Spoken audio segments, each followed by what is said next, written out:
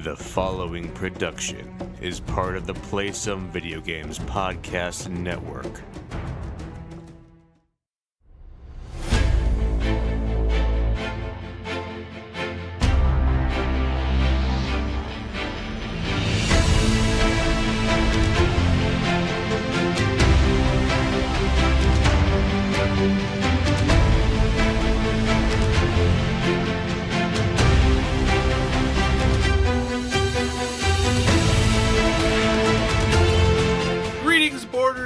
Welcome to Board with Video Games, the gaming podcast that strives for the right balance of coverage for games you play on your table and on your television. You can think of us as the Splinter Twin and Pestermite of gaming podcasts. We're a proud member of the PSVG Podcast Network and still to be part of the Dice Tower Network as well. I'm one of your hosts, Kyle, and joining me on this co-op adventure, the guy who takes the time to make all his copies. Josh, how are you doing this evening? I don't know what that is. Well, so I'm confused. So if we get to, we'll see if we get to our topic of the show tonight because we have a pretty packed episode of other things. They're magic cards. It is magic cards. It is magic cards. Okay. And Splinter Twin is a card that allows, when you tap it, you can make a copy of another card that's in play. Pestermite is a card that, when it comes into play, you can untap another card. So between Splinter Twin and Pestermite, you can make infinite people. They didn't infinite nerf that? Pestermites. It got banned. Okay, good. So it was only playable in Modern. It wasn't ever in Standard. But there were still Splinter Twin combo decks in Standard when Splinter Twin was in Standard. But now, at least last I knew, that I think Splinter Twin just is straight up banned. Maybe Pestermite is that. I don't remember because I haven't played Modern in a long time. But Well, speaking Josh. of Richard Garfield, have you noticed that Keyforge has dropped in price significantly? I have not. Tell me more. You can get a box of the new set for $74 now. And how many things are in a box? 12 packs. 12? No. Is it 12? Yeah, it's 12. Because it's normally That's like $120. Yeah, that's like $6 a pack. Yeah. Yep. That's a good deal. Yeah, and trust me, I've been thinking about it. That's like the price of a video game, just about. It's a great price to try to get into Keyforge, especially It's the Age of Ascension set, the new set. I believe the original set is also hovering right around that same price. And you can buy individual packs for like $7 something on Amazon as well. I wonder why those have gone down so much. Do you think it fell off in I think- popularity that quickly? Well, I think they announced the new set way too early. Ah. And I think people just stopped buying. Like, they're like, oh, I have enough of Age of Ascension. They're adding 2 more houses. I'm just going to chill out and wait for the new set. Right. Or it's falling off, and I think we'll only find that out once the new set comes out and see how well it sells. Yeah. But it could be one or the other, but it's hard to tell. But I can imagine. I didn't necessarily want to buy more packs when I saw the announcement of the new set. That makes sense. I can definitely understand the hesitancy there. And maybe it's similar to, a game, a CCG like Magic that prints so many sets that when the set comes out, you sell big mondo numbers, and then obviously as time goes on and you get closer to the next set, number of sets sold just kind of dwindles significantly, or packs sold really tends to trend downward. So yeah, I know I was the same way when I played a lot of Magic. I would buy, a couple boxes or 3 boxes of cards at the beginning of the set release, knowing that it was just fun because cracking packs is a good time. Yeah. But then, after that, though, the only packs I ever bought I never bought packs. Then it was just winning them or getting them as prizes at F&M's, maybe occasionally buying into a sealed deck or something like that, but it was never buying them just to buy them. So yeah, I did that with Overpower. I would drive to local card shops because it was just baseball card shops at the time where you get your RPG stuff, and trying to buy boxes and then opening them and then sorting them. That was all the fun. But when I get a Keyforge box, you just really open it and then you don't touch it until you play it. That's true. There's no That's sorting. very true. So it was a little bit less fun. It's more fun cracking a deck and playing it right then and there. Right. So when I got my boxes, all I did was open the box, scan it into my Keyforge app, and then put it back in until I played it. Yeah.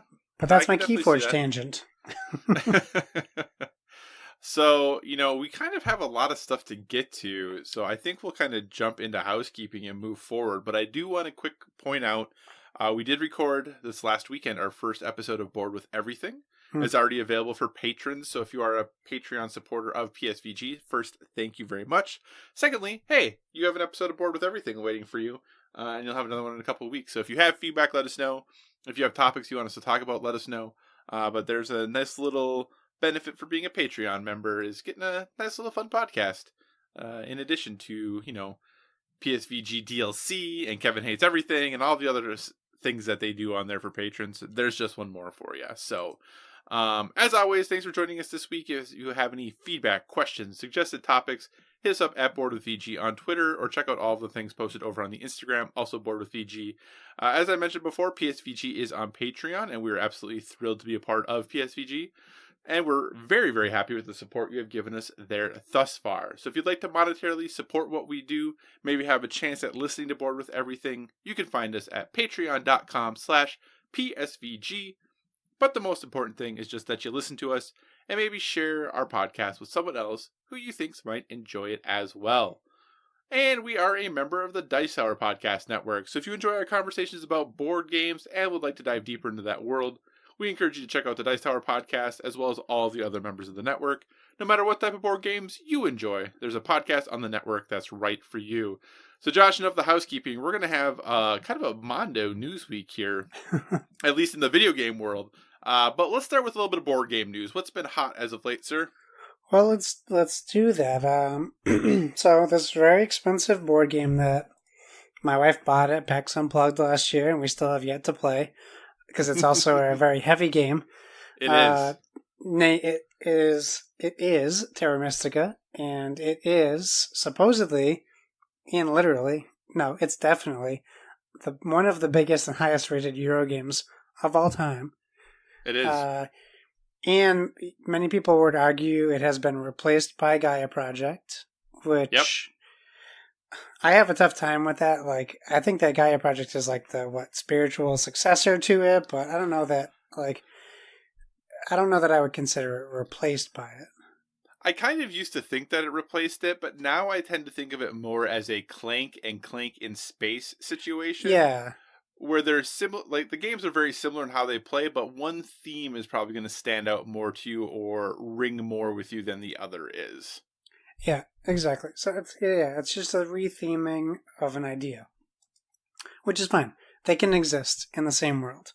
But all that is to say, Terra Mystica is getting a new expansion, and it's a 2 to 5 player territory terraforming game. This comes to us from Dice Tower News, where they're reporting Merchants of the Seas, which is the name of the expansion. It's bringing shipyards, markets, and a new map to what I understanding is already a giant game in general, out of the box. So there are two main goals with the expansion, with the promise of added rules, strategic flexibility and balancing. So ships and trading allow for a wide variety of action potential that is, for the most part, independent of your current standing in a game. Both ships and trading will have ways to give you access to distant or action efficient terraforming and building options, making it harder to be built in a corner and opening new tactical decisions to boot. It adds new replayability, new starting scores for each faction, for all the maps that exists, and new balancing for the game. So I think it's pretty interesting that they're still putting games out. This was by Mike Austin, by the way, from Dice Tower News. It looks interesting, but I have no frame of reference to what I'm looking at to say, like, really what this is. I always associate Terra Mystica with a colorful Euro, if that makes sense, because like Euros are kind of bland looking games. Mm-hmm. So it kind of is a contradictory statement, like a colorful Euro. Maybe it's like a oxymoron, but I still see it as like I'm trying to think of a game that it reminds me of on its face. Maybe like what you would imagine a Century Spice Road expansion would be if it kept the same look to the base Spice Roads, which was a little like clayish looking and blandish colors, except this has blue in it, which I don't know. True. What do you think? You have Terra Mystica. I do have Terra Mystica. You have yes. played it. I have played it. Not in quite a while. Terra Mystica came out back in 2012. The first expansion, Fire and Ice, came out in 2014, I think, and I have that as well. Terra Mystica is a very, very good game. As you said, it's extremely heavy. This is not a game for the faint of heart. This is not a game for folks who get frustrated easily, or for people who might have a lot of analysis paralysis. This game is going to be very challenging for them. Because 3-hour games are not uncommon when playing Terra Mystica. It's funny because it says playtime is 60 to 150 minutes, I think, or something like that on the box. If you have any more than 2 people, and if you have anyone who maybe doesn't know exactly what they're doing, I don't know how they got 60. Like, I just cannot imagine a world in which 60 minutes is a possibility for this game. It does have I kind of equate it in some ways to the basics. The most simplistic way to think of it is it's kind of like Catan, actually, in a lot of ways. But if you made Catan as absolutely complicated as you could. Yeah. And that you are building a settlement, so you are starting somewhere, you are building out from there, you have to follow kind of specific paths. You can only build, and the reason it's called Terra Mystica is depending on which group of people or race you play as to start, they each have variable player powers and special things that they do, and Fire and Ice adds more of those. I think it adds like Yetis and things like that, if I recall correctly.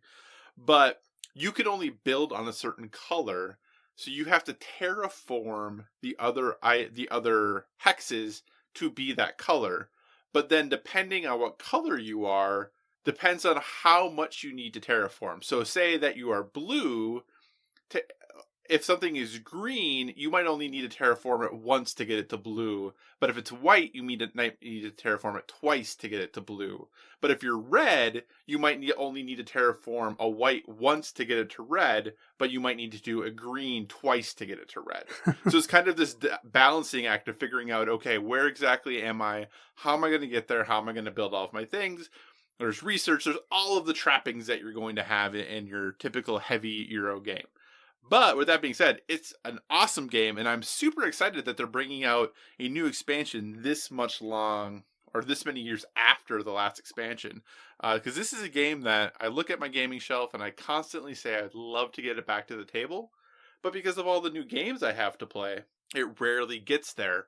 But with a new expansion coming, here's a great excuse to get it back to the table. Because Terra Mystica is a ton of fun. I'm really excited about this expansion.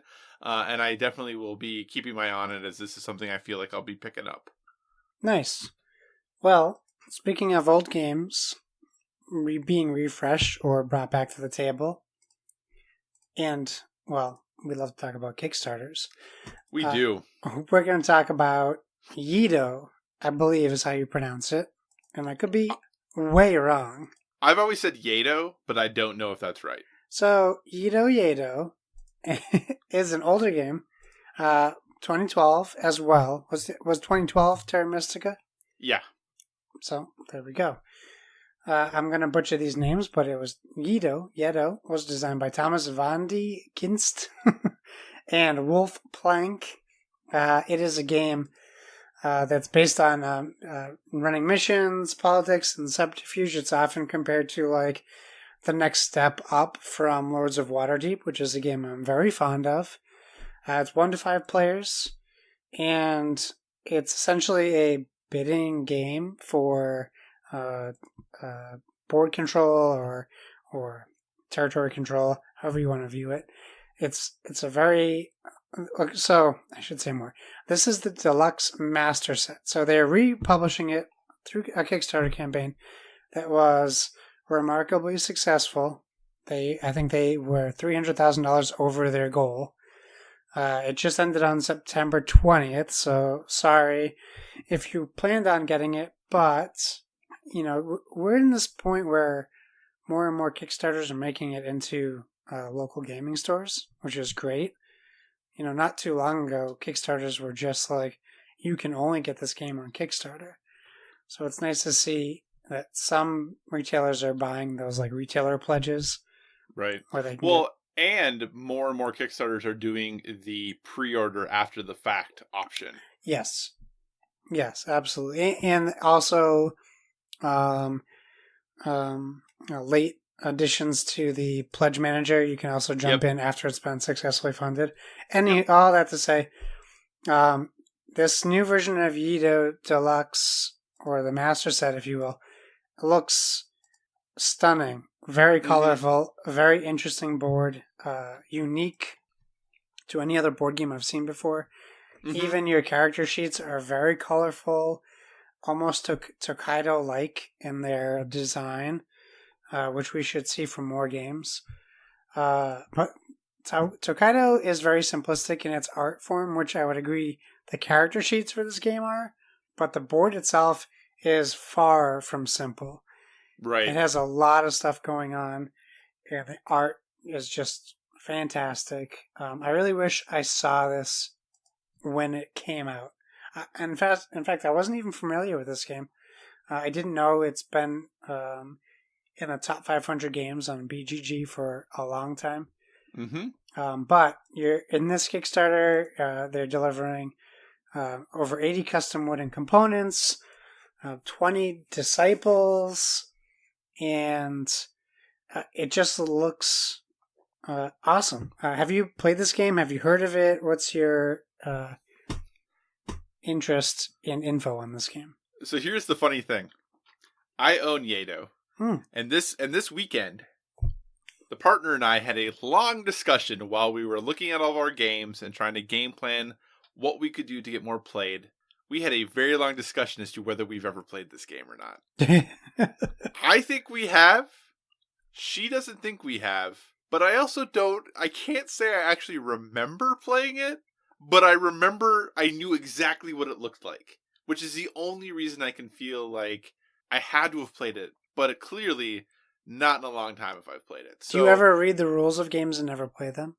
Well, and that's the other thing, the box was open. Yeah. So that's why I figured for me, that usually means that the game has been played. Yeah, because I could probably tell you a lot about Wasteland Express delivery service because I read the instructions twice, and the box is open, but I never played it. Right, true, but that isn't really a thing I do.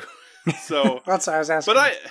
But either way, this is a game because of this. I do want to get back to the table so that when this deluxe edition comes out, we can talk about it more. Yeah, but it also, again, another very heavy game. That is the part I do remember about it. Yeah, it's I think like a 3-4 or something like that on Board Game Geek. So that's fine. And if you consider Terra Mystica's like a 3-9 or something in that ballpark, definitely a game on the heavier side. So I think that this is a very cool themed game. I think that the like you said, the board of this game looks like no other board you've really ever seen, and I think it's kind of cool as a result of that. And dear listener, if you listen to us mostly because of video games, when Josh says something's a kind of a top 500-ish game on Board Game Geek, that still means it's really good. Oh, yeah, I should probably specify that. Because I think we sometimes, especially in the video game world, get so into like top 10s and things. Yeah. Anything really in the top 1,000, probably, even on Board Game Geek, is still a really good game. So don't be. I think it's 500 something right now, but it's 564 or something like that. Yeah, so still very solid. But no, I'm excited about this, and definitely something that is making me want to get Iello either to the table for the first time or back to the table. But I can't remember it at all, so it kind of would be to the table for the first time either way. That's fair. It's a 3.36. Okay. Wait. Published by Eggertspiel, huh? Interesting.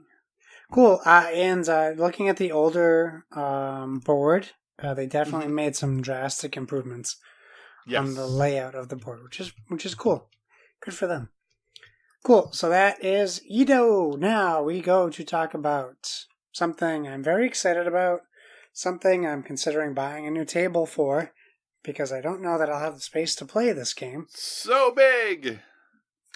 And that game is, pardon my gas, I mean burping, not. We have a new Everdell Kickstarter campaign And you might think, if you don't know, oh, okay, they're putting out another expansion for Everdell. That's awesome. And you would only be half wrong. They are putting out 2 new expansions for Everdell. Indeed. And you can also purchase Pearlbrook, which was their first expansion, maybe, possibly, through the Kickstarter as well, because there's a little bit of an asterisk on that. So, Starling Games, who follow us on Instagram, which is very exciting. That is exciting. They have launched a Kickstarter. It is now including 2 more expansions for Everdell.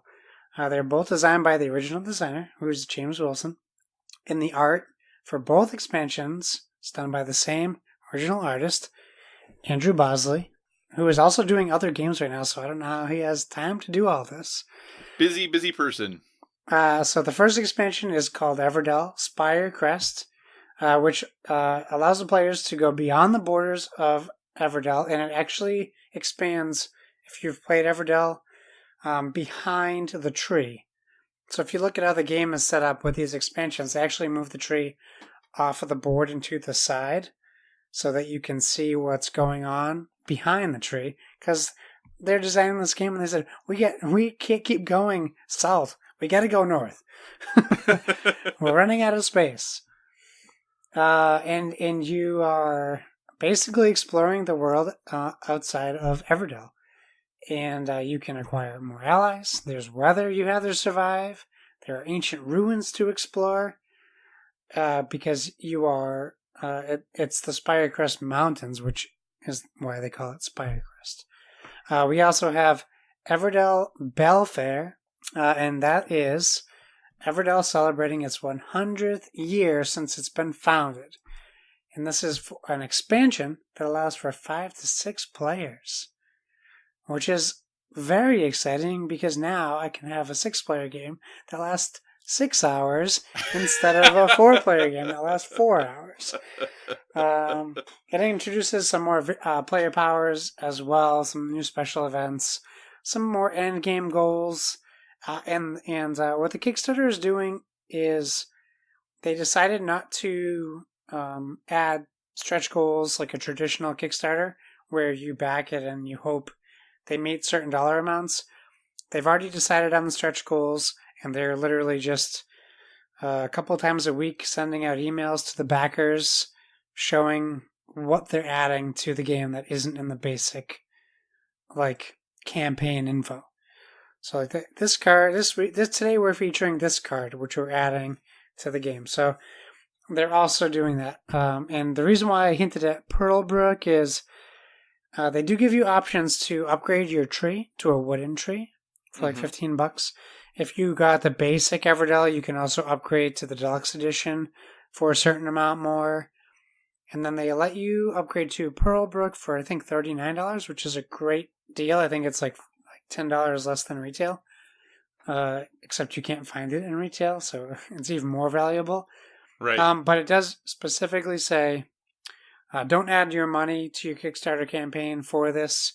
It'll be a first come, first served basis, and that's when they send out the pledge manager when you can add add-ons. So if you're listening and you're a backer of this, make sure you hit your pledge manager immediately if you plan on trying to get Pearlbrook, because they only have a certain amount available for sale. And I will be one of those people who hits them up immediately after I get that email. So Kyle, I just rambled on about 2 new Everdell expansions. I think we all know that you're going to get them. I am a backer. What do you think? You're excited?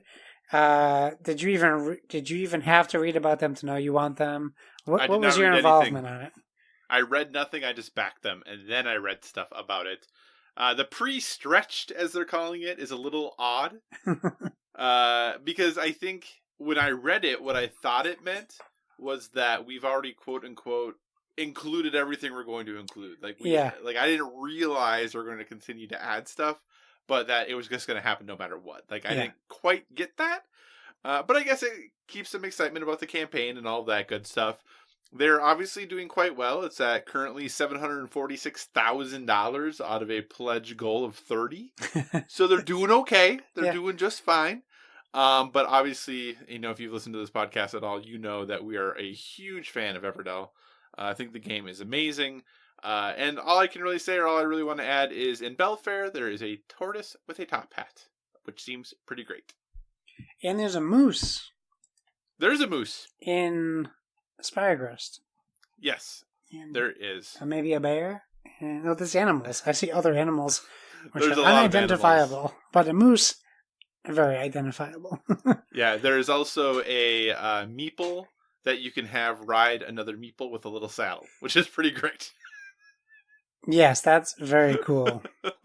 The Truffle Discovery Card and Big Critter. It allows you to ride Truffle, who is the big critter, which I think is really funny. He looks like a big, warthog type thing. I don't know why I find that That's so okay. funny. We all know Kyle loves animals, so this is not crazy do. here. I do love animals so much. Okay, we can continue on. Sorry. Okay, so here we go. Does Magpie Games ring a bell to you? Magpie Games. I'm going to say... Because we have talked about them before. yes. Okay. And I'm I wonder if trying to remember why. I wonder if it rings a bell with our listeners. So, we mentioned these people before, and we mentioned how unfamiliar we were with them. Now I remember, yes. We were talking about Board with Video Games potentially trying to get a D&D-ish campaign going. Mm-hmm. And we were debating about what kind of games we wanted to get into.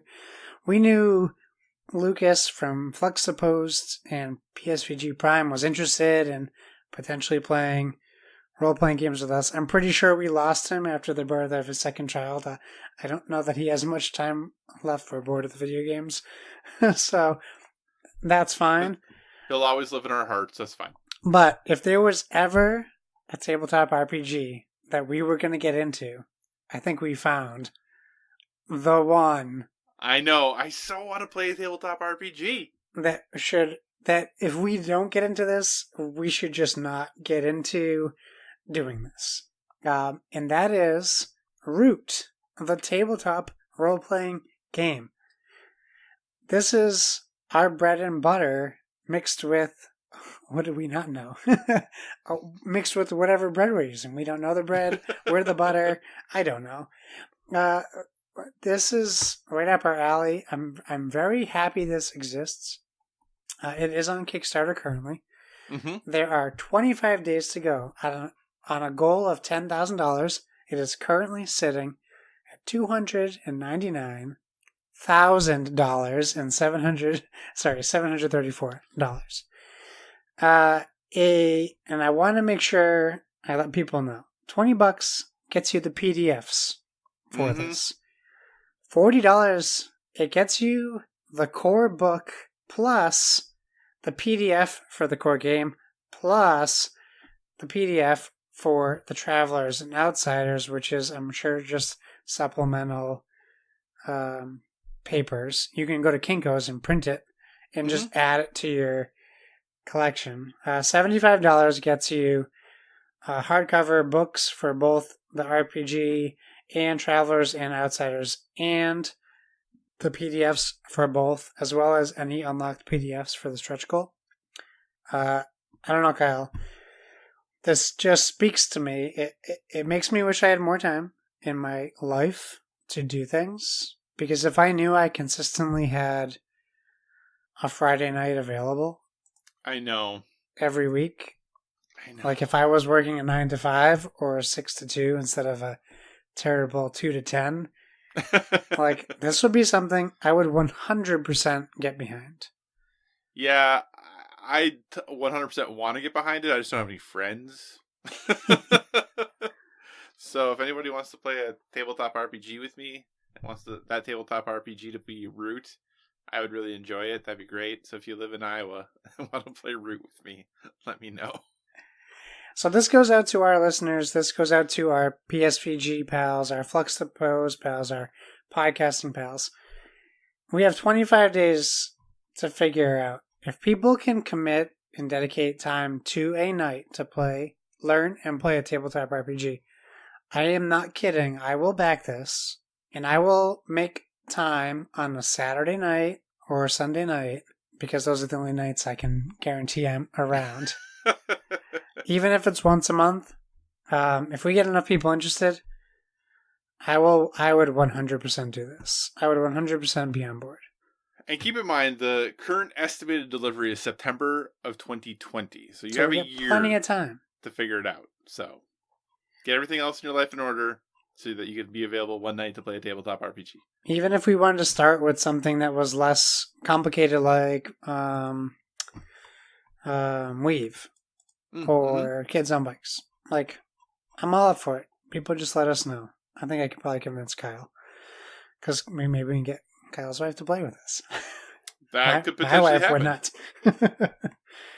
Erica Uh, probably would. She'd probably play. So, yes, if you're interested at all, check it out. You can go to Kickstarter's website and put in Magpie Games or Root. You could probably find them both by searching that. But it's probably the most exciting of the news we have for me. So I just think it's super cool that they did that. And I'd love to see that. It is very cool. In the last tidbit, something that Kyle himself found interesting, and maybe you might as well. If you want to see how the top 100 games have moved over the last 12 months on Board Game Geek, I believe, you can via Peter Jezik, JEZIK.com/BGG. It's really funny because the first two games on the list have not moved an inch. They have not.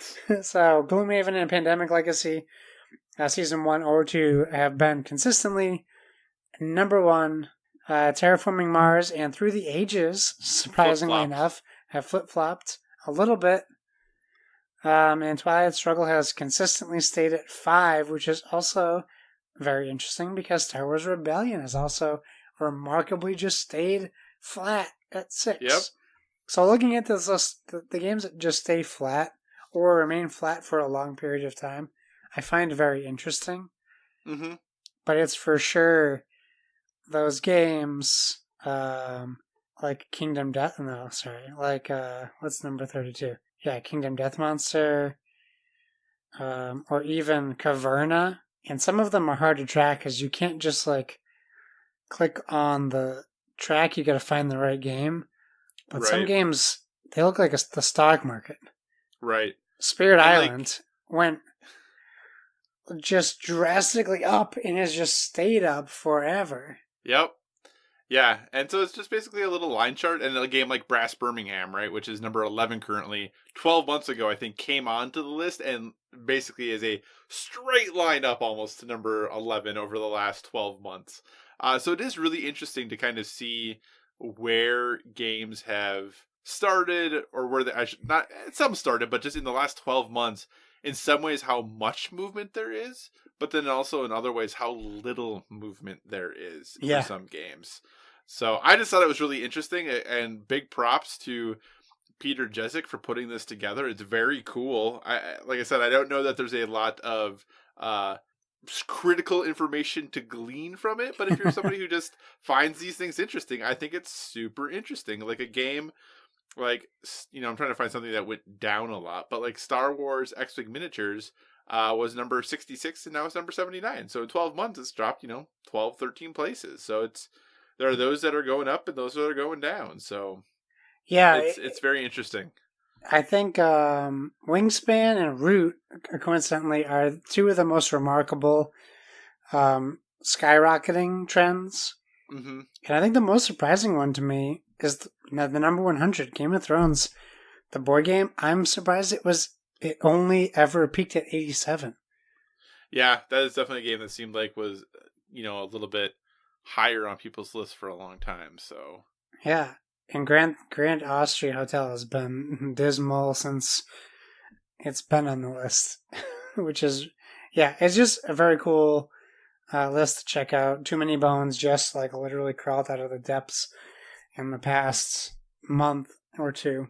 So yeah, check it out if you can. It's very cool and it's interactive. It is interactive. It's cool. It's neat. I enjoy it. So, All right, so that is the board game news. On to the video game news, and this, we have kind of a lot of it. So, Josh, we're going to start, good sir, with, first I want to say thank you. I talked about this on Twitter, to PlayStation and Xbox for both doing their little live streams with news updates at a day and time when they would be done for us to record this episode fresh, so we're timely with our news. It looks like we're on top of everything. I just really appreciate them doing that for us. Clearly my calls are being heard, so that's great. But PlayStation had their State of Play, which they had announced last Thursday. And then shortly thereafter, it was confirmed that The Last of Us Part 2 would be being, I don't want to say re-revealed, but brought back to light to get some more information about it, because it had been quiet for a while. So, I'm not going to go through everything, Josh. I do obviously want to talk about The Last of Us 2 and maybe a couple of the big things, but then after that, we'll maybe just hit a highlight or two. So starting with The Last of Us Part 2, you saw the trailer, right? I did, yes. Do you still think all those animations are fake? I believe what we saw in the trailer were CG animations, yes. I believe that they were real. So you don't think they're actual gameplay? Listen, this was I had a big moment on Sunday watching the Patriots game, talking to my buddy about the announcement. I was like, did you see that Last of Us 2 is going to have something come out this week? He's like, oh no. We started talking, and I found the first person that thinks exactly like I did. We high-fived over it. He told me, do you think a lot of people are going to be disappointed when they see that the game looks nothing like what we saw before? And I was like, wait, what did you just say? And he's like, yeah, like there's no way the game looks as good as it looked when they showed it. And I said, oh my God, my co-host keeps telling me that I'm calling Sony liars about this. And you're the first person I found who believes me when I say that that was fabricated to make it look like gameplay. And he goes, oh no, the internet all over the place, people don't believe it. So yeah, there's a lot of people who didn't believe it. I didn't know that. So I got really excited. Yeah. What we saw was very impressive, especially the spoiler they start off with, which was very upsetting to me, because I'm like, why are you going to spoil your game in its first like real trailer for people? Because they have to get the Joel, is that why? They're like, we have to give you motivation just for her quest. Why do that? I go back and forth. And part of me wants to say that there's way more to this maybe than we think. Sure. So that this is maybe a spoiler, but once we have the entire context of everything, it really isn't going to be that big of a deal. I don't know. I could be wrong. Maybe that's the biggest spoiler in the game. I have no idea. Oh no, I don't think it's the biggest spoiler in the game, but the trailer we saw where Shannon Woodward, who's the actress who's doing that character from, she's from Westworld and other things. She's very good, so I was very excited to see her in this game. And basically, if you haven't watched State of Play, I'm sorry, but they tell you she gets killed. Like, you set up this whole story in these trailers, and I'm excited to explore. I haven't even played the first Last of Us, but I'm excited to explore Ellie becoming an adult and grown up. Yeah. And now I'm like, oh, well, I guess I wonder how early or late this happens in the game. But I know it's coming, which for me, like, ruins a big part of the emotional storyline. Yeah, I think, though, for better or for worse, if you have watched the first trailer, the reveal trailer, yeah, and then you saw the last trailer they showed at E3 that people talked about was too violent, if you have watched those two trailers, I don't know that this was surprising. No, it's definitely not surprising. I agree with you there. But I don't know. I'm not, like, there's two different types of people. There's people who don't, like, hear a spoiler. They don't care about spoilers. They don't think it affects their experience in a film. And then there's the people like me who I like to, even if it's not surprising to people, I genuinely like to be surprised in a film or a game, entertainment, even if it's obvious to someone else. Like when The Sixth Sense came out, there were people who were like, I saw that coming the whole time. And then I was like, I had no clue what was happening. Right. Because, and some people that if they found out the spoiler, that wouldn't have bothered them. And for me, like, I just feel like they could have showed us more without showing that to us. And that's my only criticism of what we saw. I think the story looks very compelling. Well, yeah, you know what I'm going to say. The story looks very compelling. It really makes me want to play The Last of Us. And I think it looks great. I really have a hard time, I don't want to say believing, understanding. Do you really think that we play that close on her shoulder the whole game? That was something that I was wondering about. Was it going to be that close in? Almost not exactly, but more from a maybe, I don't know, maybe to increase the amount of dread, the amount of horror that you might feel in the game. Because you're right, that was the thing I noticed, is how close that camera was to over the shoulder. And it, traditional third person games is kind of more centered. You can see everything. Yeah. But this camera angle was definitely not that way. And I'll be interested to see if that is how that affects the way the game feels, if that's truly how it is, or if this was a little more stylistic to try to give an increased sense of dread and wonder about what was going to happen. But yeah, I thought it was a good trailer. I am one of those people who don't care much about spoilers. They don't really bother me that much, because I think if it's a good story, it doesn't matter. Yeah. And if a story is done well, and I think a couple things that I point to, or one big thing I point to, is to, the impact of stories is how often do you rewatch the same film or reread the same book or replay a video game, even though you already know exactly what's going to happen. It's because the story's good. So it doesn't matter that you know those things, that the story is still good. But I get it. I'm hopeful that this is some sort of misdirect. That's what I'm very hopeful about, that this is some sort of misdirect. I will say, for people who freaked out, for better or for worse, about seeing Joel at the end, again, he was in the reveal trailer. Yeah. We don't know what role he was. I know there was a lot of people who thought he was a ghost in that trailer. There was all those theories going about, but we saw him in the reveal trailer. He was there. So yeah, I'm excited about the game. February 21st, 2020 is the release date. I already took that Friday and the following Monday off from work, so I'm set there. But maybe I'll do that too. Yeah, we'll play through it. It'll be great. So, yep, yeah. I have the time off, so I took those couple days off, and I'm definitely looking forward to it. The day you listen to this podcast is the day that Press Impressions, who are at the 3-hour little event they did today, go live. So I'll be very interested to see what Press thought about it, because I know this game has had a lot of baggage associated with it as to the level of violence and to the level of graphicness of the things that are happening in the game. So I'll be very interested to see what the press has to say about their experiences with it. But I'm very excited about this game. It seems like Josh is a little on board, even though he thinks it's all fake. That is going to be what I refer to this as forever. And obviously, Big Daddy, of PSVG, Donnie, is beyond excited for this game, and I love his enthusiasm. It's very exciting. The other big trailer that got revealed was Call of Duty Modern Warfare's campaign trailer. Yeah. There was kind of a thought that this might be happening at this state of play, because Call of Duty had said that the campaign reveal would be at the end of the month. So then when this state of play got announced, it seemed to go hand in hand. Josh, what were your thoughts on that campaign reveal trailer? Honestly, I had this thought when I was watching it, and maybe it just shows how my weird brain works.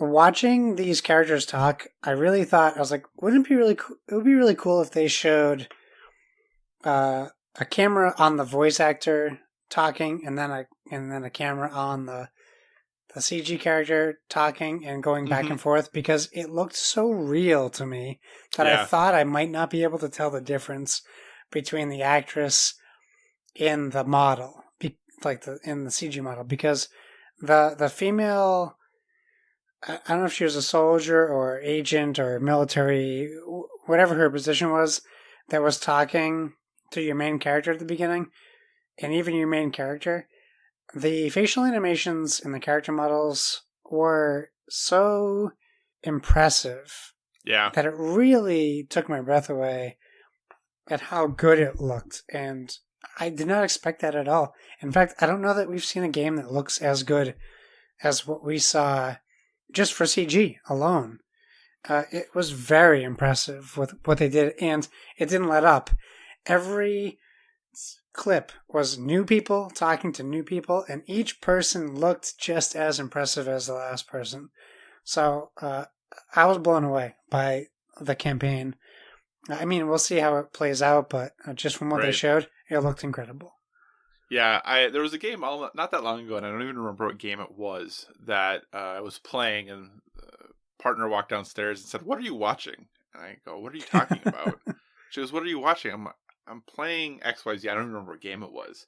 And she goes, "Oh, that looks really good." I was like, "Yeah, I know, game's great, right?" I think that this game is going to do that even more so. This game looks absolutely stunning.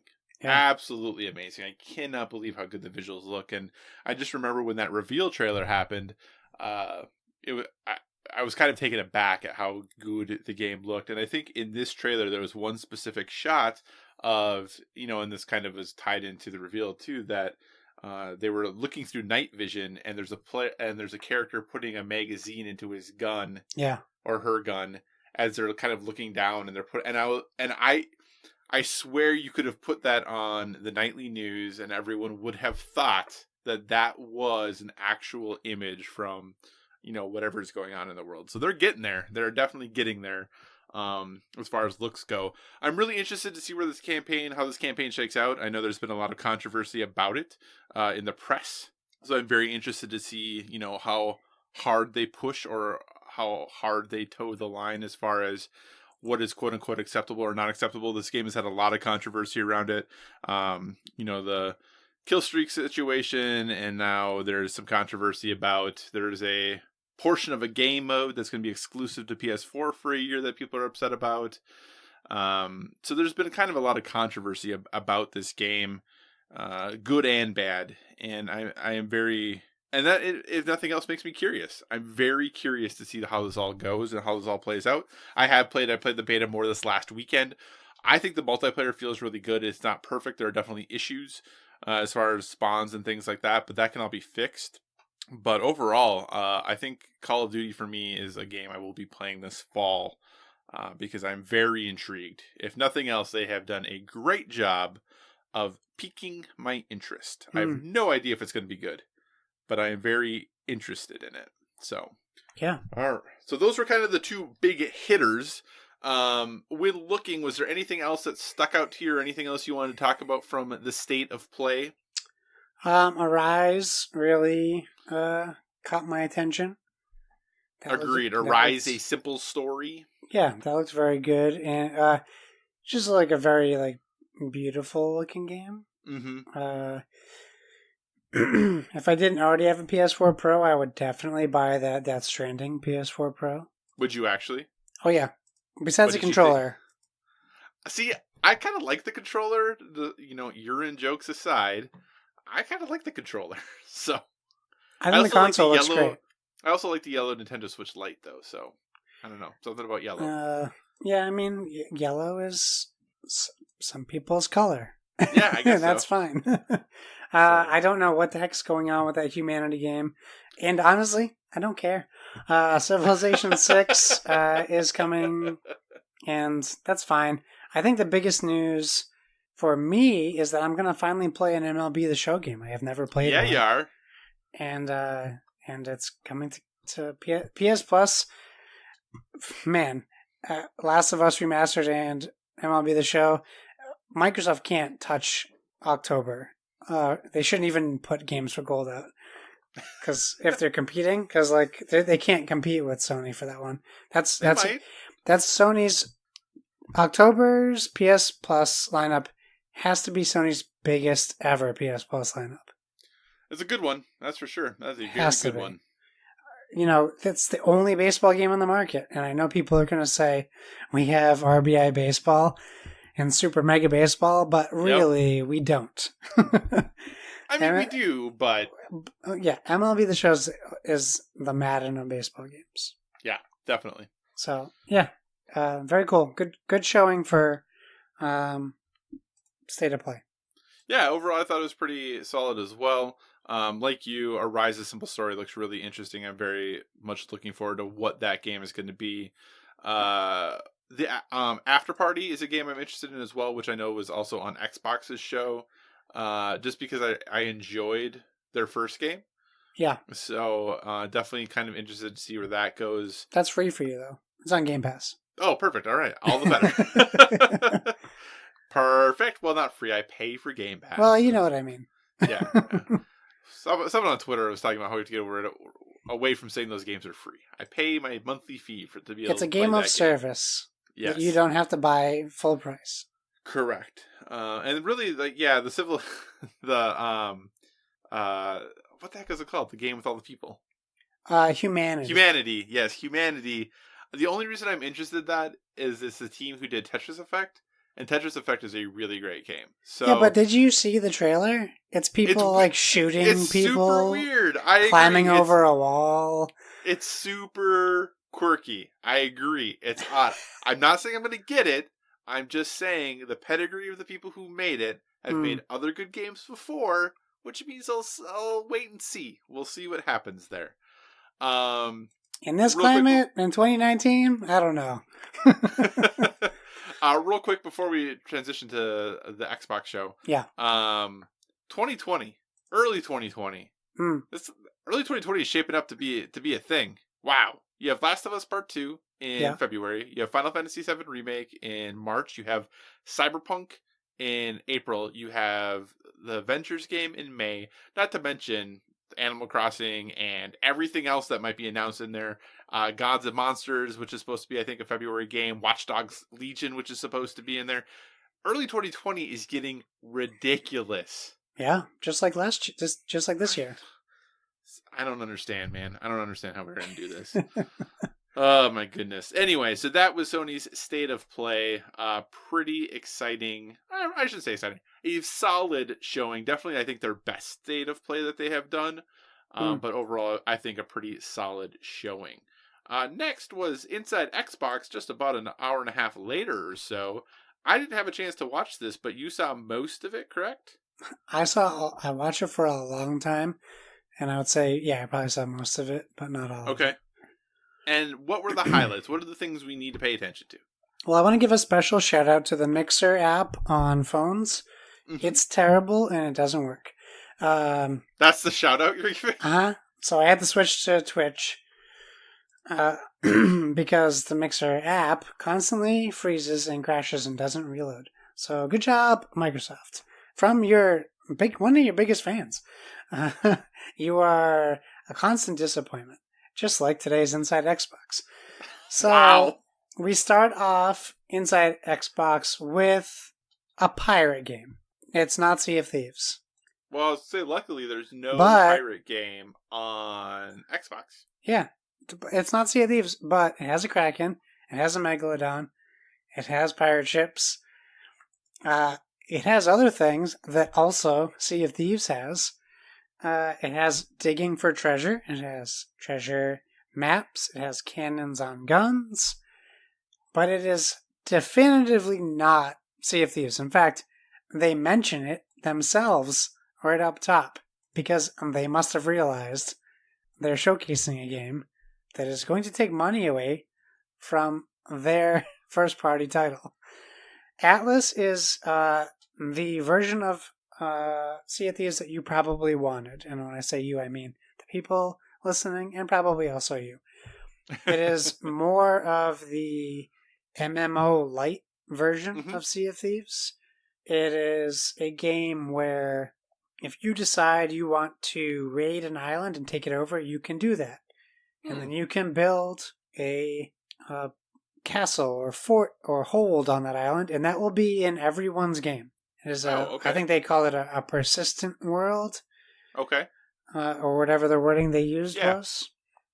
You can gear up with a crew. You can customize your ship. It literally shows it building in like real time, obviously sped up so not real time. You can color it. There was a guy using a pink ship.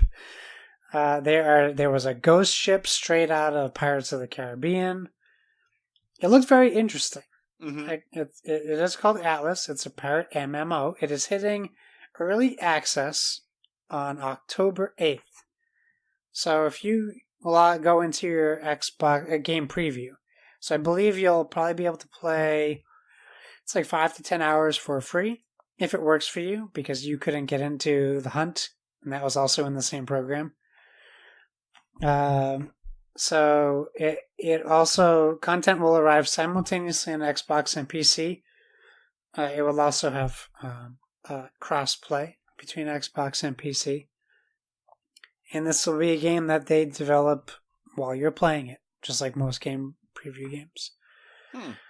I would say check out the trailer. Honestly, it did look interesting to me, but I really feel like for what Sea of Thieves is, I think it kind of ruined what this game could be. If this game came out concurrently or before Sea of Thieves, I think this game could be successful. I'm not sure what we're going to get with this, though. But I encourage people to make their own decision and check it out. I'll certainly give the trial my time, because I would love to play a great pirate game. And this might be it. So, just so you know, I remember this game being revealed. Okay. Because it's the same people who did Ark Survival Evolved. Yes. Currently on Steam, it has mostly negative reviews. 23,879 reviews. And but it's not even out. It's mostly negative. Well, they say it's early access reviews, though. Oh, it's out on early access for Steam? It came out in early access for Steam in, March. It's been out for a while. And here's the kicker. This person has 513 hours on record. Whoa. Their post is from September 10th. Okay. User Phelan says, if you want to play on one of their official servers, consider this. I spent over 100 hours on the official server, and be assured, to achieve something formidable takes time. Harvesting, crafting, traveling, leveling, the grind is profound. But that's my thing. I don't mind a time investment to create something to be profound. Now imagine all those hours, all that work, you go on holiday for 2 weeks, come home and log in to find everything gone. Literally everything. Hundreds of thousands of resources, your tames, their babies, your resources, your house, your armor, your inventory, all gone. Hundreds of hours wasted. Because apparently you have to log in once every 10 days. And if you don't, just everything goes away. Oh my. So, and maybe they've changed things since September 10th. It's only been a couple weeks since then. But for me right away, that makes me not want to play this game. Because I cannot guarantee. Yeah, they would have to fix that. Work on something, and then I go away because I get distracted by something else like I always do. And then everything goes away? Oh, that'd be a bummer. I hope that's not true. And I'm sure there's probably ways around that. But that was the first review that I saw. And it's funny because everyone who had, this other review is 328 hours and it's not recommended. And then all the reviews that are recommended are 17 hours.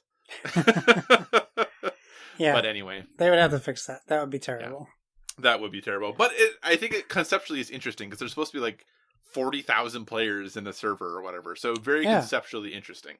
Yeah, it looks interesting. Check it out. But yeah, if that's the case, don't buy it. We got some Game Pass announcements, which is very exciting. So they announced games for Xbox One that they already announced 2 weeks ago. So that was exciting. That's what I thought.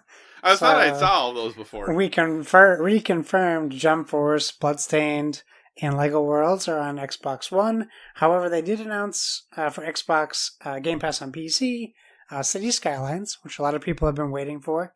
It was on the Xbox, but do you really want to play a SimCity clone with a Xbox controller? Right. Bad North, which has been a game that's been getting some buzz. Mm-hmm. And then a couple old games like Saints Row 4 and Dirt Rally 2.0. Well, which someone in our Discord's like, who has Dirt Rally 4? And I was like, oh my gosh, I thought they just announced 2. So I guess it's a few years old. They did talk about updating the Game Pass app. Mm-hmm. There are more indie games coming to Game Pass, including Genesis Noir, Lonely Mountains Downhill, which is kind of like that BMX one that came out a little while ago. Yep. and Demon's Tilt, which is basically Hell meets Sonic Spinball, Okay. which is interesting. Yeah. They're going to show the rest of the lineup off on Thursday, which will be the day we release this, on Xbox at ID Game Pass Video, which will be on YouTube and wherever else they release stuff.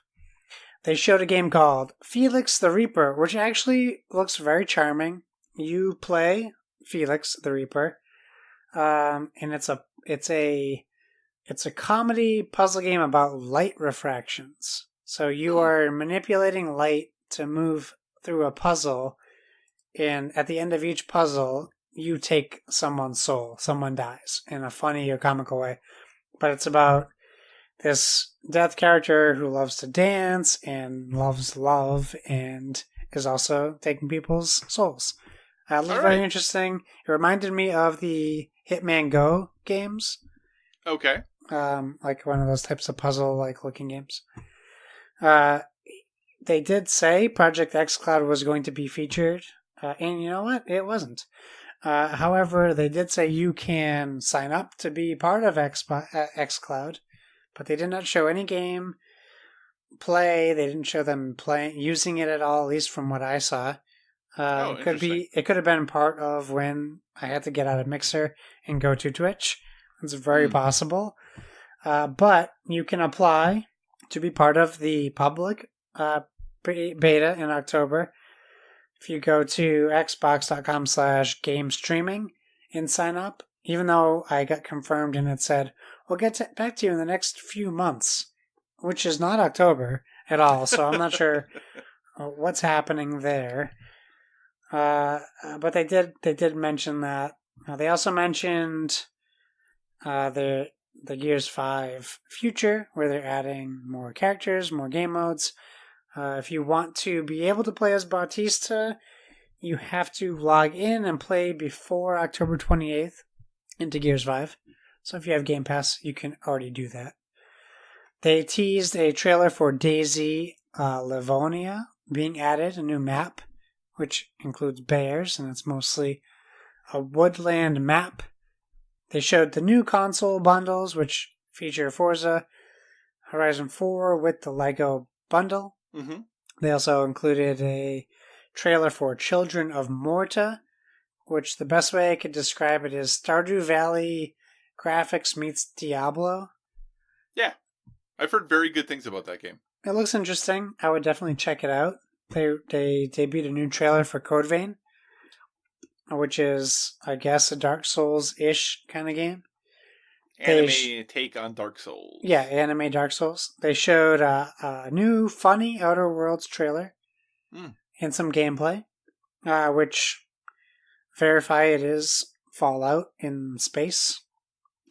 They showed some more After Party, which Kyle referred to in the PS feed and the PlayStation one, where you're playing drinking games with the devil's acolytes to finally get to the devil.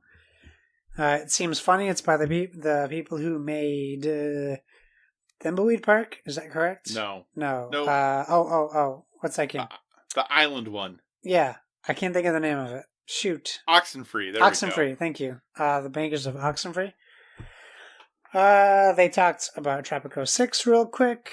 If you buy it on Game Preview, you get it for basically half off the launch price, which launches on Friday. So if it's a game you want to buy it on Game Preview. Tomorrow. Do it right now. Do it today. They did kind of show Ghost Recon Breakpoint. Basically, they just showed John Bernthal saying, hey, the open beta starts the 26th. You can pre-download it now. The open beta will feature 5 story missions, PvP. Dang. Yeah, the first PvP. 6 explorable territories in the game, and a bunch of other things. So, it's worth checking out. They featured Hitman 2's latest expansion, Haven Island. They showed the new DLC for Ace Combat 7, and all of that could have been covered in a 20-minute State of Xbox. But instead, we had to watch for an hour and however many minutes. Once again, my biggest complaint is it's very long, it's very boring, it's overdrawn, and they try to do these things for comedic effect that just never land. Mm-hmm. It seems very forced. I really wish they would just stop and adopt the Nintendo Direct model. It would make it so much more palatable. So you didn't miss much. Okay. Well, it is interesting that they did DLC for Ace Combat 7, because I'm pretty certain that game was revealed on the PSX stage. Ace Combat has always been a huge PlayStation brand thing, so I don't get it either. Yeah, it doesn't but make hey, sense. I mean, they are definitely expanding their reach and working with more companies than they used to, and doing those sorts of things. So I get it from that perspective. So Sure. All right. So that was Inside Xbox. Some fun tidbits, but I don't think anything too surprising or that we didn't really know before. Just some more in-depth information, if you would. All right. So in some, I guess, probably good news, Sony, Microsoft, Stadia, and others are joining forces with the United Nations to announce new climate change commitments, including a more eco-friendly PS5. This is from the folks over at Games Radar.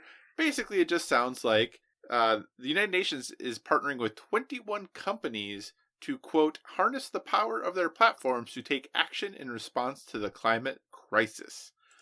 PlayStation has said that they are going to have a low power suspend mode that's going to draw less power or significantly less power than the PS4 one is, which is great. Microsoft talked about their push towards carbon neutral Xbox consoles. So it sounds like overall some good things happening in the world of games as far as being eco-friendly for the planet. What are your thoughts on this, Josh? I mean, yeah, it's good. I don't think it's a bad thing, period. I believe it was Sony was it the DNA project? Where you could leave your console on overnight or just put it on like sleep mode and it would like take all this data from you, if you were willing, I guess, so to speak. That sounds right, yes. Here's my concern. Uh-huh. My PlayStation 4 Pro sounds like a chainsaw cutting through a tree every time I use it, or a jet engine taking off of an aircraft carrier. Mm-hmm. Mm-hmm. So let's focus on a more eco-friendly PS5. Absolutely. Proof is in the pudding, my friend. Show me that you're not going to draw infinite amounts of power from my home, and let's make. I'm glad that they're all joining forces. Like that's a great first step. And I'm not saying Xbox is not guilty in this either. Hence the power brick from every Xbox console ever made. Yeah. But yeah, I mean, good for them, and I'm glad to see them get on board. This is obviously a very divisive topic right now. Yep. And I think for as many people like me and maybe you who are excited about this, there's equal amounts of people who think it's nonsense and get frustrated by it. Mm-hmm. So for me, I say good for them. I'm glad that they're doing it. Absolutely. I mean, even if it's for PR/goodwill, anytime a company is willing to put their money where their values are, I see that as a good thing. So even if I don't agree with the values, at least they're putting their money where their mouth is. So we will hopefully then have some better for the environment gaming consoles in a little over a year. So moving on, WB Montreal is teasing their new game. Everyone kind of thought an announcement would happen today, but that didn't happen. Looking like possibly another Batman / Return to Arkham of some sort style game. I'm not comic book smart. So, Josh, what's this all about? Well, I think I talked about it with Kevin on PSVG Prime. Mm-hmm. There's a lot of hints. I mean, we don't necessarily know for sure what this is all about. I think I can say with some certainty that it will definitely involve Ra's al Ghul, which he has been in previous Batman games. In fact, if you played... There was a game on the original Xbox. I believe it was like Batman and Robin, maybe Rise of Ra's al Ghul or something along those lines. There was a game. He was heavily featured in the animated series. His daughter was featured in Dark Knight Rises with Bane. It's a very important part to Batman's story. In fact, Batman has a son with Ra's al Ghul's daughter. They could conveniently name him Damien. Imagine that! Who turns out to possibly not be the best version of Robin, who turns out to be maybe not the best version of Batman. It also involves, if you go by the symbols, the Court of Owls, which is something I would rather not tell people about. I would encourage them to either check it out on Wikipedia or read the graphic novel.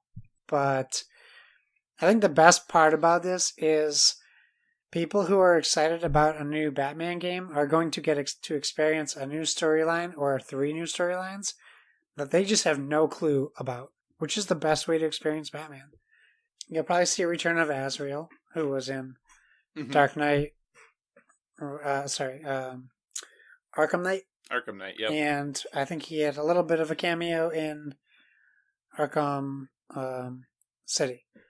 I think he was in that. I'm blanking on. I feel like I saw him in Arkham City, and I think it might have just been hints, but I don't recall. However, you should see him as well.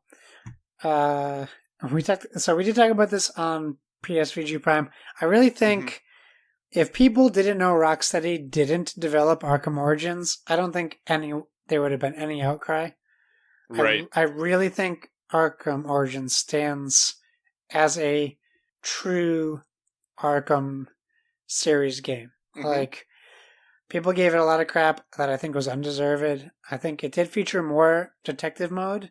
Yes. But Batman's a detective. I'm sorry. That is what he does. So, I think it might have been ahead of its time. It incorporated a little bit of what we got from Detroit Become Human. It did, yeah. You know, I really do think if you haven't played it, you should revisit it. And maybe if you played it and didn't enjoy it, maybe give it another shot. I really think Origins was one of my favorite of the series. So, wow, okay. I'm excited to see these guys coming back and developing potentially maybe this new game that may or may not be happening. Right, for sure. I'm interested to see how the game plays now that I have played Spider-Man. Which, obviously, Spider-Man and Batman are 2 very different characters, but the style of combat in the games and how you interact is the same. And I'm wondering if I can get back to the heavier, weightier feel of Batman well. Yeah. And that's kind of my biggest concern. And I'm not saying that's bad by any means. It just, the 2 games definitely feel different. And I'll be interested to see how well I can go back to punching dudes with big gauntlets and stuff. So, yeah. All right, we're going to skip the last news story, and potentially we'll come back to it, because we're, already at a little over an hour. We still have to do Iello September, so we're for sure going to do that. So, Josh, let's move on. Iello September, you and I, as promised, Bunny Kingdom. It's a game we played. Let's talk about it, sir. Do you want to give a brief rundown of how you play Bunny Kingdom? How you play Bunny Kingdom. What a great, smart question. All right, so Bunny Kingdom. We played a 2-player game. I'm assuming you did as well. Yep. After reading the rules, you do find out the rules change subtly for 2 players, which consistently threw us for a loop as we were playing. There were, as we get to it, every time we had to look at each other and be like, draw the other card, draw the card. Yeah. Because there was one point where it was, oh man, I don't feel like I have the right number of cards. What's going on? We did end up with an extra card once or twice. So we just had to kind of make that work on the fly. So you are, can I call it a fiefdom? They don't explicitly say that. You're building fiefs, but you are a fiefdom. Well, it says you're building fiefs. You're a lord. You're a fiefdom? It says you're a lord. You're a lord. You are a rabbit lord. Which, you're a rabbit.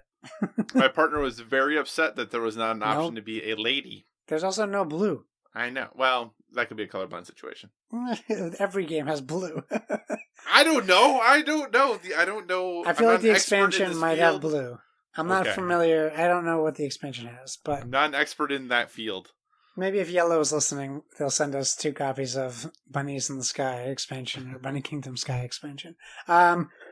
So you are building a kingdom. Mhm. Think similar to Carcassonne as far as fiefdoms go. You're trying to build connected cities-ish. You play this game over 4 rounds. You start the game with a set amount of cards depending on how many players. So 2 or 4 players. Each kingdom is going to get 10 cards. For a 3-player game, I believe you get 12 cards. Correct.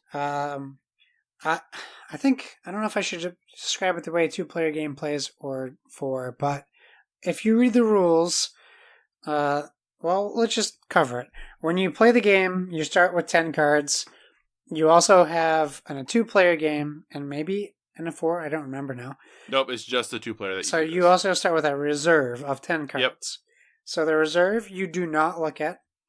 We also found my pile shuffle did not properly reflect, it did not properly shuffle. There's so many cards in this game.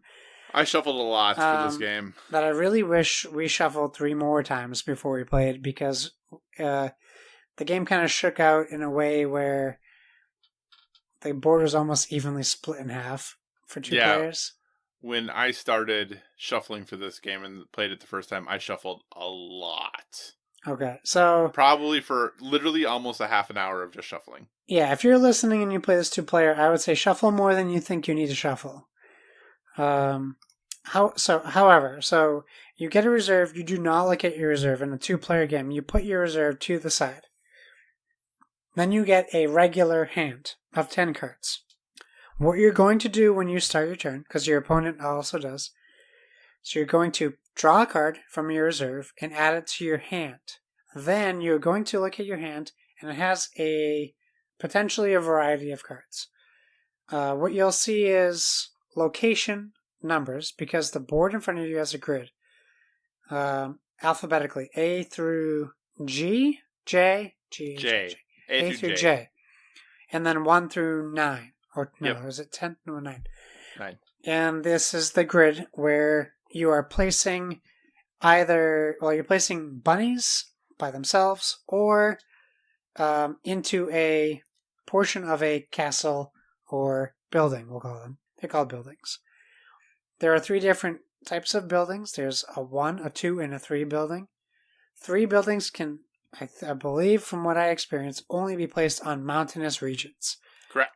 There are different regions on the board. There are mountains, there are fields, there is water, and then there is a forest. The fields are generally just empty locations. The reason why these locations are important is because you are harvesting resources at a certain phase in the game, which get you victory points. Yep. When you start the game, there are also empty cities, which are given or placed with 1-level cities that are unoccupied. And if you play the coordinates of those cities, you can move your bunny to that and you get a 1-level building. You also have city cards, which allow you to put a token on an empty location, which temporarily gives you power over that location. Your goal of this is to create a connected fiefdom or fief that doesn't include diagonal connections. And the reason why I bring this up at this point is because when you temporarily cover a city, you may forget that, and you may be using that space to connect your fief. And in the 3rd round, or maybe earlier, you may forget that, and your opponent, may draw a card with the location of a critical connecting point to your fief. And if that happens, they move to your space, you lose you're a bunny, and they take control of that location.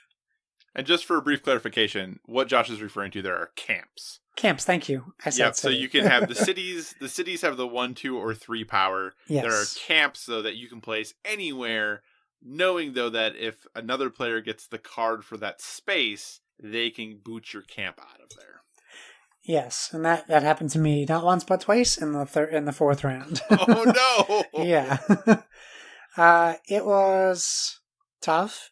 I feel like I'm already forgetting stuff because it's brought memories back so vividly. You have cards that are played secretly. They are parchment cards, and some of them have treasure on them. Some of them have winning. They have victory conditions or things you just read at the end of the game. While the cards remain secret, you do have to constantly show your opponent how many you have. Mm-hmm. That is important. What am I forgetting, Kyle? Yeah, so just briefly, how the game is played is kind of like Josh mentioned. You draw the cards. If you're playing a 2-player game, you draw the one from your reserve pile, and then you're going to play one card and discard one card, and then you are going to give your deck of cards to the other player. They're going to give you the deck that they just did the same thing with, and then you'll draw another card from your reserve, play one, discard one, and then that's what you're just doing, going back and forth. In a 3 or 4-player game, you're just playing 2 cards and then giving your deck over, and then playing 2 cards and giving your deck. So there's no drawing of the reserve. But essentially what you're trying to do is build the best groupings you can. And after you've gone through all of your decks, or all the deck in the round, after that would be the building phase. So you could put cities or additional resource markers on different spaces you control. And then after that, you do scoring. And scoring is where this game gets a little complicated, because how you score is in each fief, you take the number of unique resources you have times the power. Yes. And the power is the total number of the power of each city you have. So I kind of mentioned there's power 1, power 2, and power 3 cities. So you add up the number of little steeples the cities have, multiply it by the unique resources, and that's how many points you get for that fief, and you do that for each one of your fiefs at the end of each round. So trying to, especially when you have multiple colors on the board and trying to figure out, okay, what are the unique resources? Have I scored this one already? How are we doing this? That part gets a little complicated. But yeah, so overall, sir, what were your impressions of Bunny Kingdom? I really enjoyed it, actually. My wife was a little lukewarm on it. Mm-hmm. But I thought it was fun. I actually really want to play with more players. She thinks it might be a bit much with more players, but I kind of reminded her, like, the card drafting will be more streamlined with more than 2 players. Yes. So you're not constantly fighting that, and I feel like the board would be a little bit more stretched out. I really like any game that adopts that 7 Wonders drafting method, because, playing across from her, we're constantly just giving each other our cards, and you can kind of hedge your bets on what card is going to come back to you. Right. But adding in 1 or 2 more players, it really changes your strategy and how you have to, like when I was playing, building out my fief, I could kind of focus on what location I wanted to focus on. Right. But they also include cards in the game that are sky bridges. Yep. Which lets you basically connect one of your fiefs from across the board to any other spot on the board that you put the other end of your sky bridge, which I thought was very clever. And there's also like special resources that you have to get the cards, and only 1 card exists for each special resource, which gives you that bonus for your points. I thought it was great. I really enjoyed it. I forgot to post pictures on Instagram, so I'll post those tomorrow. And yeah, I think it's cool. I like the look of the board. I like the little bunny figures. What did you think? I love this game.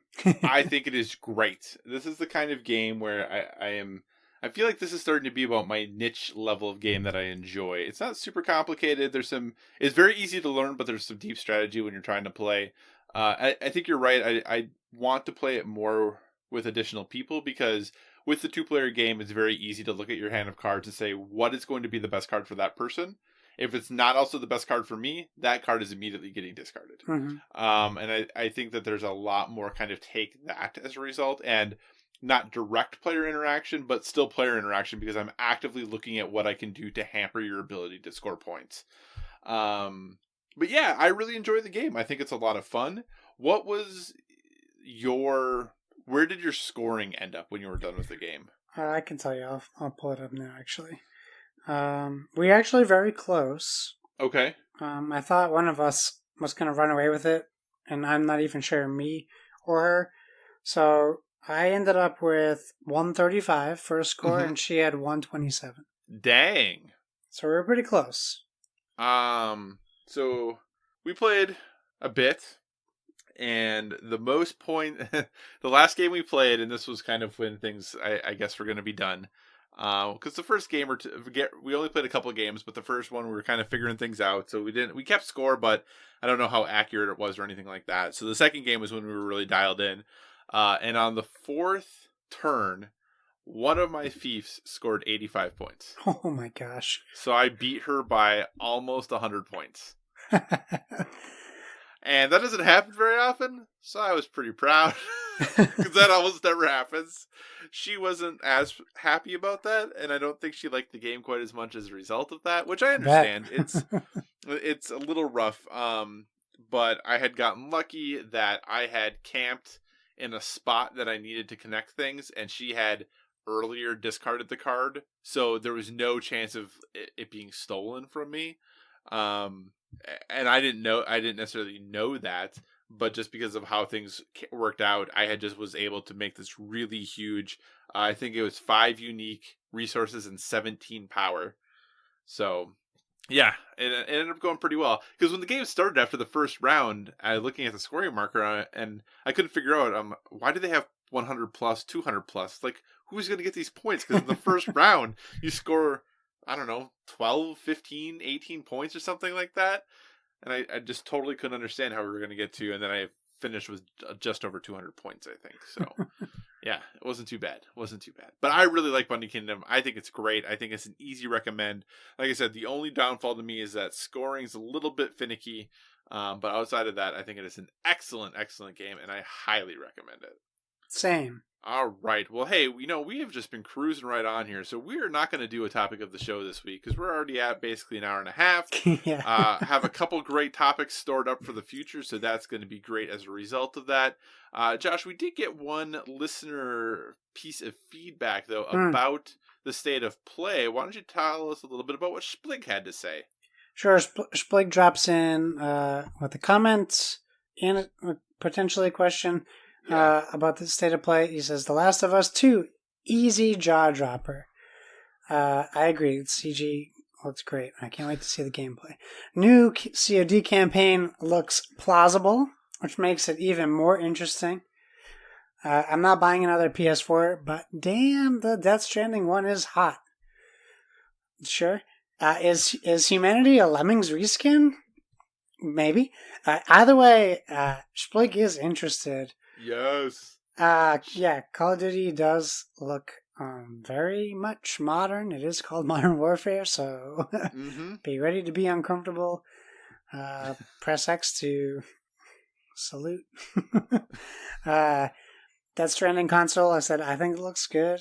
And yeah, I mean, we don't know what humanity is. It definitely looks interesting. It is a thing. For sure. Do we cover... I know Splig asked us 2 questions. One was for Bored with Everything. Do you think the other one is also for Bored with Everything? I think you should just ask the Bored with Everything now, the second one now, because I think it's funny. Okay, let's ask the second one now. So, Splig also jumps in with the question, why is granola amazing in yogurt but terrible in ice cream? Isn't it like the same thing but colder? So, this hits on my consistency problem. So, here's what I will say. Yogurt and ice cream, unless you're getting frozen yogurt, not even close to being the same, not even on this planet. Is that even similar to anything? You're crazy, Kyle, if you think so. I've never had granola and ice cream.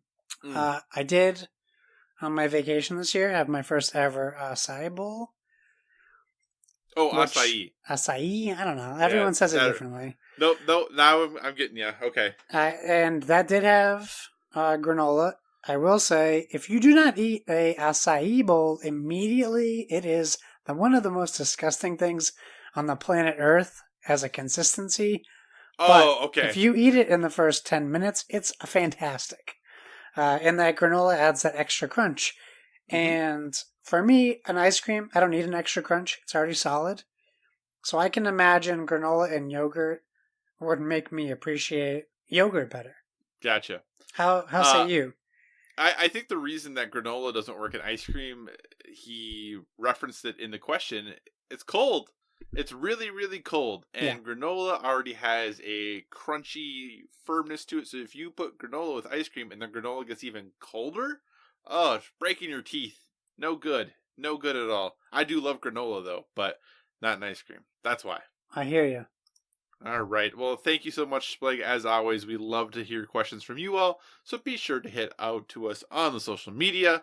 And with that, we're going to leave you with a well-rounded life recommendation. Obviously, we are a gaming podcast, but we'd like to leave you with a little something that we're into currently that maybe is not gaming related, that's helping us live that well-rounded life. Josh, what is your recommendation for a dear listener? Well, I see yours, and I'm very excited about yours because Excellent. I can't wait to do it myself. My recommendation is music. I know I don't do music very often. I think, in fact, like the last music I recommended was Billie Eilish, and that was months ago. Is it the new Blink-182 album? No, it's not. Okay. No. It is an album called Artemis, and it is by Lindsey Stirling. If you don't know Lindsey Stirling, she is the violinist who you could argue is dance violinist. I don't know the style of music you would classify it as. She plays a lot of things, that's why. But like if you classified her album, it's not EDM, it's not techno, it's not pop. It's her thing. It's genre bending. I was lucky enough to see her live last year before PAX, and my wife has seen her since then with Evanescence. I just think she's super talented. She writes most of her music. She has Amy Lee from Evanescence is featured on one of the songs in this album. This album, I think more than her other ones, is more EDM-y than the other ones. Mm-hmm. It's more dancey. But I'm always amazed at what she can do with the violin, and she's very impressive, and it's definitely something you can listen to relax or to get going for the day. I think it qualifies for both. So if you have a chance to check out Artemis, I will be getting the vinyl in October when it releases on vinyl. But check out Artemis by Lindsey Stirling. Stirling. She also does some sweet video game covers. Yeah, she does. As well as Game of Thrones. Yep. Spider-Man the movie, Batman the movie. She does a lot of pop culture stuff. Yep, absolutely. My recommendation, I'm going away from my typical documentary or occasional music thing. I am going to recommend an activity that we're in this time of year where you can potentially do this, especially coming up here in the next couple weeks. That is apple picking. If you have never been apple picking, I encourage you to do it. It is a great time being out in the crisp air, picking some delicious apples for all of your fall activities, baking pies, just eating, cider, whatever it might be. I think look to see if you can find an orchard near you and do some apple picking. It's an event I really enjoy. Getting more apple butter, another great one. You can make some apple butter. There's a lot of things you can do with a bushel of apples that you might not realize. So I encourage doing some apple picking. Get out there and enjoy. This is something that you clearly do as well, sir. Yeah, I'm a big fan of apple picking. In fact, the day I proposed to my wife, we went apple picking before I did that. So it's definitely a fun activity, and I like trying out all the different orchards instead of just going back to the same one, because you never know what you might stumble upon. Do you have a favorite apple variety? Not necessarily for picking, but just in general. I think Honeycrisp has become a big favorite of mine. Okay. Fuji as well, but I always love getting to an orchard and discovering a new type of apple. So every year I make sure I try a different style of apple, like Pink Lady, which is very good. There's a whole bunch that I like, but I think Honeycrisp is the easiest one to find in stores. Yeah, big fan of Honeycrisps as well. Do you want to know an interesting fact about Honeycrisps? Sure. They were developed, however you want to look at it, at the University of Minnesota. Interesting. The apple, there's an apple, maybe it's the Pink Lady, I can't remember. There's an apple developed in a lab locally here at Harvard that is also a very crunchy hybrid apple. Very cool. I think it's the Pink Lady. Yeah, and I learned that about the Honeycrisp after I found out the Honeycrisp was my favorite. Then I learned that that's not the reason I enjoy it. It's not even a real apple. It's a fake apple. All right, Josh. Well, it's been a great show. What do you say we wrap this thing up? Let's do it. Thanks for joining us, everyone. In addition to finding us on Twitter and Instagram at Board with Fiji, you can find us on Facebook at facebook.com with Board with Fiji. So feel free to give us a 5-star rating over there. Also, if you want to communicate in the more long form, please send us a letter to our empty inbox. It's begging for mail. No spam, though. We got enough of that. That's full. We tag ourselves with hashtag BoardWithFiji, so please feel free to use that hashtag as well on all the social medias. Thank you, Paul, for keeping us updated on all the going-ons where you are. We love to see that. Whatever podcast service you're listening to us on, we encourage you to give us a stellar rating. That is, whether you're downloading us from the PSVG feed, the Dice Tower Network feed, or our very own standalone Board with Video Games feed. You can find me, all the places. I'm probably around in incognito mode on my browser. But I'm at Why So Serious, SIRRIUS, on Xbox Live and PlayStation Network. You can find me on Twitter at Josh Bones. And if you want to know where else I am, let me know and I'll share it. Except for my home address. Kyle, where can they find you? Josh will turn location services on for you. All right, you can find me at all the usual places. Twitter, Instagram, PlayStation Network, Xbox Live, Board Game Geek, all at Psychocross, CYCOCROSS.